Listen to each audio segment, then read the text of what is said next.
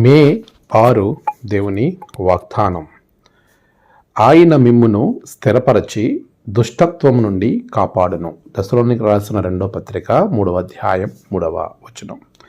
మన ప్రభువైన యేసుక్రీస్తు నామములో మీ అందరికీ ఈ ఉదయం శుభములు తెలియచేయచ్చు ఉన్నాను.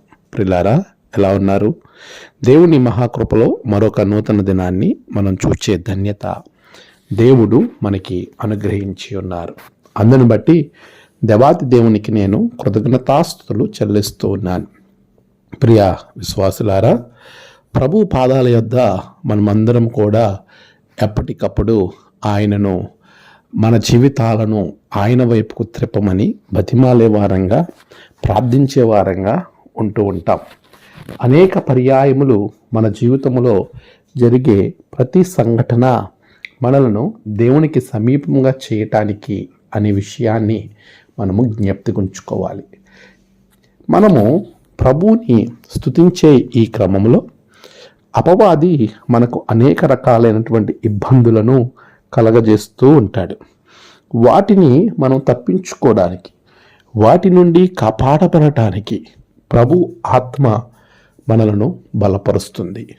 ఆయన వాక్యాన్ని, వాగ్దానాన్ని మనం గమనించినట్లయితే, దీనిలోనే నడుగుడి, మీరు కుడి తట్టైనను ఎడమ తట్టైనను తొలగిపోకుడి అని మీ చెవులకు వెనక నుండి ఒక శబ్దము వినపడును.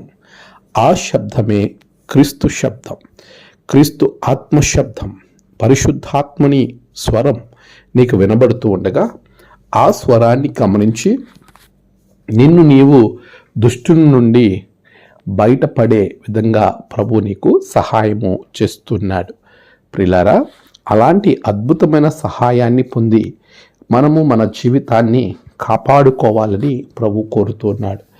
ఆయనే మనలను దుష్టత్వం నుండి, సాతాన్ నుండి తప్పిస్తాడు. ఎప్పుడు ఈ వాగ్దానం ఎలా నెరవేరుతుంది అని అంటే, మనము ప్రభు చేతుల్లో ఇముడ్చుకున్నప్పుడు, ఆయనతో మన ప్రయాణము కొనసాగుతున్నప్పుడు దేవుడు ఖచ్చితంగా మనలను ఆశీర్వదిస్తాడు.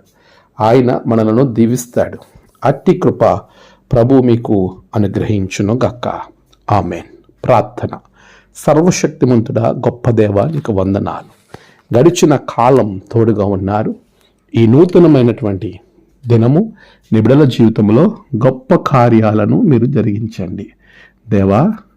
నేడు వారి ప్రయాణాలు, పనులు, తలపెట్టిన కార్యములలో మంచి విజయము బిడలకు దయచేయండి. నేడు జన్మదినము, వివాహ దినము, ఆయా విశేష దినములు జరుపుకుంటున్న బిడలను బహుగా దీవించండి.